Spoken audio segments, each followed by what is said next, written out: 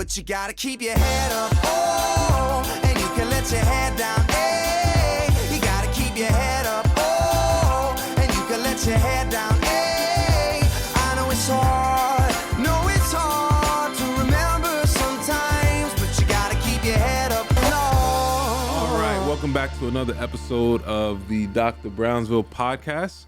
And we are here with a very special guest. Why don't you introduce yourself? Hi, my name is Deandra. All right, Deandra, what grade are you in? 12th grade. 12th grade. Yeah. All right, you're about to graduate. Mm-hmm. Well, Deandra came to me and she said she wanted to have a podcast about a very, very serious topic, and that's mental health. Tell me, what made you want to talk about that today? I wanted to talk about it today because I felt like a lot of people don't really talk about it, and I feel like a lot of people don't really understand it. So I just wanted to educate people more about mental health and to like not really like go past it, because I feel like a lot of people, especially in this generation, has mental health, but you know, you can't really see it because it's really a mental thing. But to really just like check up on everybody that you know. So yeah. Yeah, I think that's beautiful. I think that it's important. Can one of my researchers give me a functional definition? What is the definition of mental health? Can somebody read it out loud? Researcher. Mental health includes emotional, psychological, and social well-being, influencing how individuals think, feel, behave, and cope with life stresses. All right. So it's about making sure that psychologically, emotionally, and all that stuff, you're doing well. My thing is, why do you think young people view it in such a negative way? Because it doesn't sound negative by definition. It sounds like a good thing. To have depression? No, not to have depression, but mental health is making sure that if you do struggle with depression, that you're checking on it, making sure that you're all right. But it seems like it has like a negative vibe to it. You know what I mean? Like, why do you think young Are you people saying it view with that other way? people or like just us ourselves that do have mental issues? No. Why do young people in general feel like it's a negative thing to state that you might have some mental health issues? Like, what's so negative about it? Because I honestly feel like it's negative because everything about you is like just sad. Like you're always speaking negative stuff. Mm-hmm. And a lot of people don't really know how to talk about their feelings and how they feel. And when they do talk about it, it's like people are judging when they do say certain stuff about how they feel. And I feel like But everybody has negative thoughts about themselves. So, and you're right, that is true. But I Be feel like when embarrassed. it comes to this particular, like, this subject is this subject, embarrassing. it's more of like, it's more harsh. Yeah, you get judged. Yeah. And it's just like a lot of people think it's just like, oh, they just want to try and kill themselves. But that is a part of the subject, but that's not, because there's different depressions. Like it's not just one depression. There's multiple categories of depression. Well, there's depression, is anxiety, Yes. extreme stress. There's all kinds of different Yes. things. But what you're saying is that a lot of young people feel embarrassed to admit it. Yes. When do you think, from your personal experience, do you feel like most kids start having mental health issues? Like at what grade, from your experience and from things you've seen, like at what grade do you feel like this is when it got kind of crazy?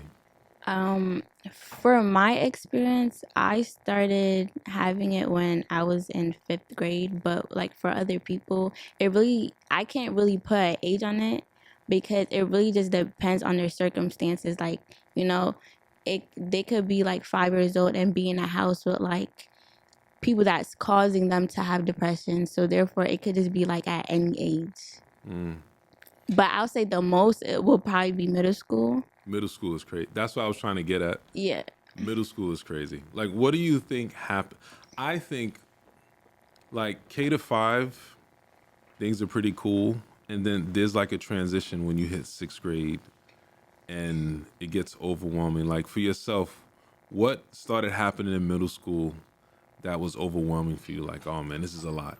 I would say the crowds. I'm not really good with big crowds. and I'm very like to myself. So when I did step into, going into middle school, and especially I stepped into when it was COVID time.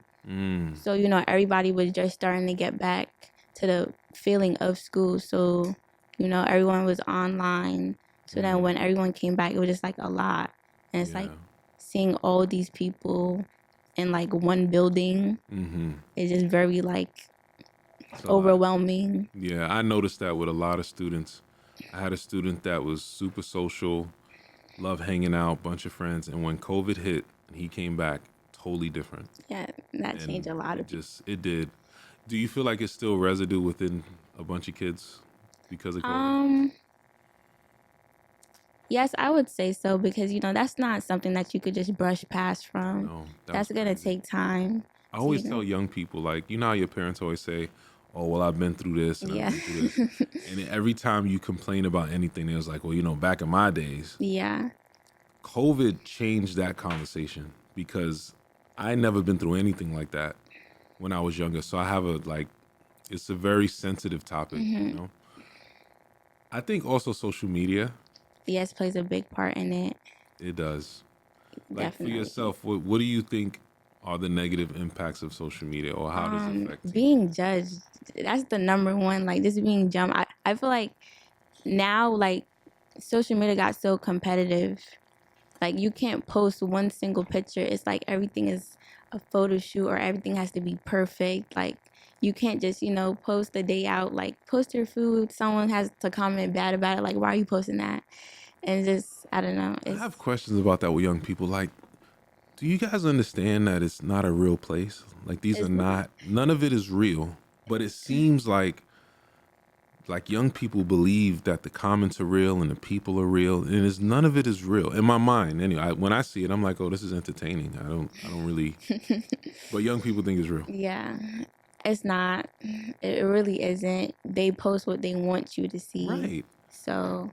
Like, is this one reel that my daughter watches, and the girl's face is obviously airbrushed, and and she's like, oh my gosh, she's so pretty. I'm like, she got all that makeup on. It's not real. It looked like AI, you know what I mean? But I think at some point when you watch it long enough, you start believing it, that it's like a real thing. Yeah.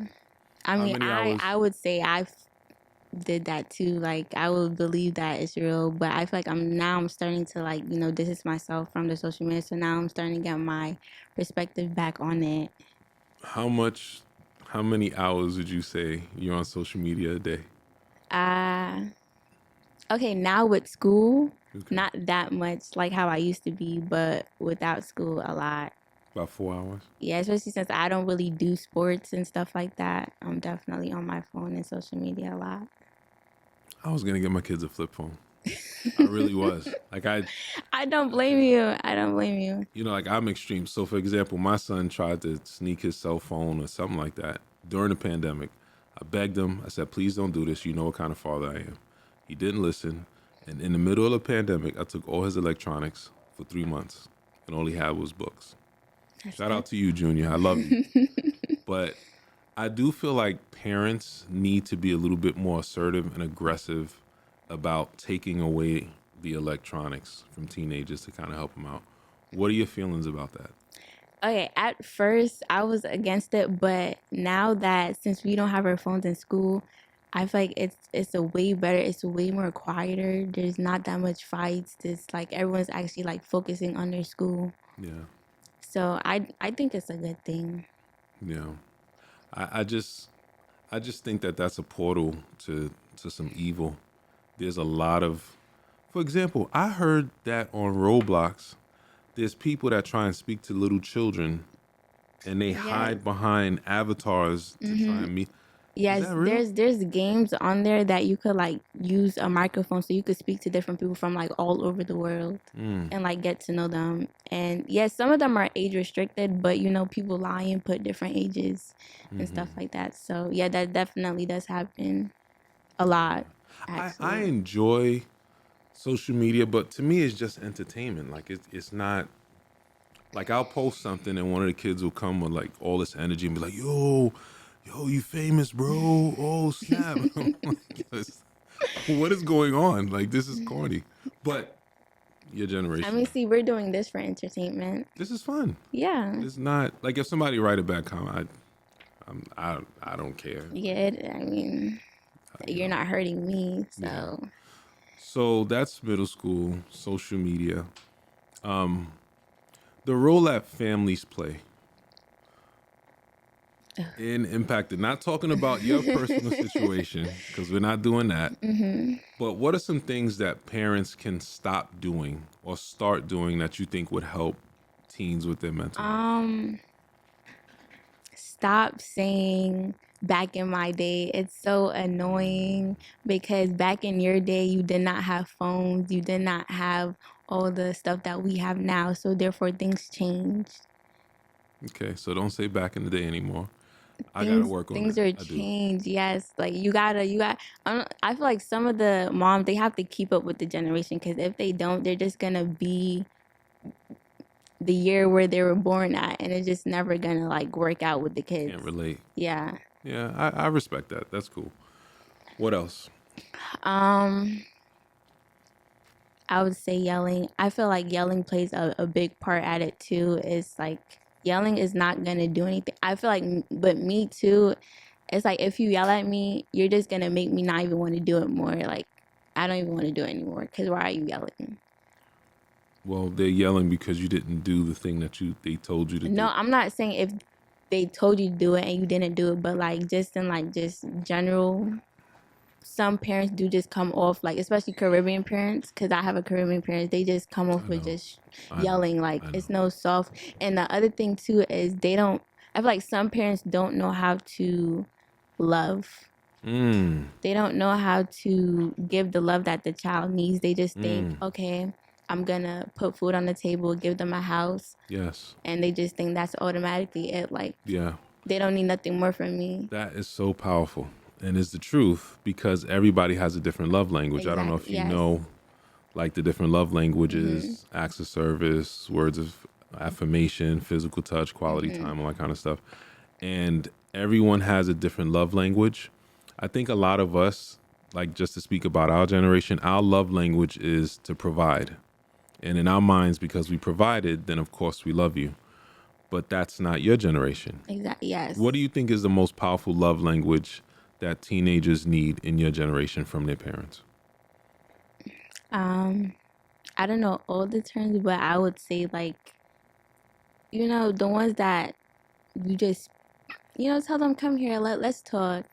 I love you. Just saying I love you. Quality time? Yes, quality time. Because I feel like a lot of parents don't just say I love you. They just. Well, some teenagers, shout out to my son, they seem like they don't want to be bothered. Like, just leave me alone. And just let me play my video games. I don't want to talk to you. But in my mind, I want to hang out with my kids, but they going through their own independence. And you're right. You're right. Some kids are like that, but some kids just mask it. They really want it, but they just don't want to show it and they don't want to say it.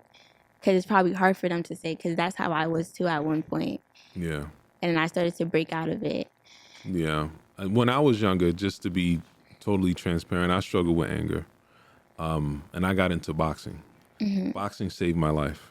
And the thing that boxing taught me is, first of all, people, and I say this all the time, people who really know how to fight, they don't fight in the street. So everybody that fights is because they don't know how to fight. And also, the emotional intelligence you have to box, it makes you get a little bit slower to be emotional about anything. Because if you get too emotional, you mess up, you hurt yourself. What are some healthy things you think teenagers need to do to help themselves if they struggle with certain things mentally? They need to find coping mechanisms. You better use that vocabulary. You better use the emotional I hear it intelligence. so much, but they need to find coping mechanism that they know that will help them in the moment if they're having a hard time with anything specific, like just in general. Finding things that they really like to do. I struggle with that a lot, is finding things that I really like to do. And just, learning themselves and learning what they like and what they don't like. Yeah. So I think that would definitely help them because it definitely helped me. And I've heard it from a lot of other people too that it helped them. Well, I'm super proud of you. Thank you. You've grown so much. Thank you. You're almost about to graduate, which is cool. Did you pick a school yet, or are you still thinking about what you're going I did. I wanted to, be close, so I did Old Westbury. Oh, But I okay. am still waiting for like other, colleges to, reply back to me. What are some things you wish somebody would have told you when you was in the 5th, 6th grade that you would want to share with somebody that's in the 5th, 6th grade now about mental health? 'Cause they're looking, they're listening. I would want someone to tell me just like if I was having like a rough time or just like any moment where I'm just like going through it, to just take 10 minutes. You don't even have to do anything. Just take 10 minutes. Because, in the moment, like they say, sadness don't last forever. Just take 10 minutes. Don't act on anything. Just relax, be calm. Even if, you feel like it's the end of the world, just take 10 minutes and just wait. Because when I do take that 10 minutes, then it's like everything is better. Yeah. I meditate often, especially working with teenagers. I have to meditate because That's understandable. like I can't, I just, I think meditation is important, but also something that I want you to talk a little bit about is the stigma around males and emotional intelligence and speaking about your feelings. Because I think that a lot of men believe that it's a feminine trait to talk about how you feel and get help and get therapy because we've been taught these really weird definitions of what it means to be masculine. Yes. What is your advice for males because a lot of males, and this is the secret that a lot of people don't talk about, a lot of our young men struggle the most with with mental health issues, but it looks like they don't because they'll just be quiet or they act like they want to fight everybody all the time. But really, they're dealing with some other things. Like, what's your thoughts about that with our guys? Any advice? All I could really say is me being a female, we love it when you guys express your feelings because we don't like it when you just lock away and just bottle it up. Like, that's not going to get you nowhere or get me anywhere. So it's just better if you You're just not let talking it all about out. some type of boyfriend you have. Oh, no, I don't do that. You don't do that, right? 25. No, not until I get out. 25 years old. All right. But, to just let it out. Just let it out.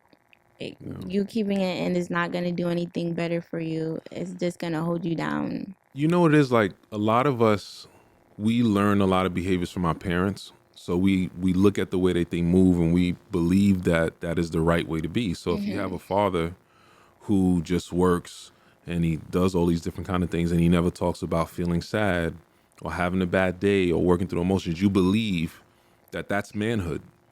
That is not. It's not. That's nowhere close to what it means to be a man at all.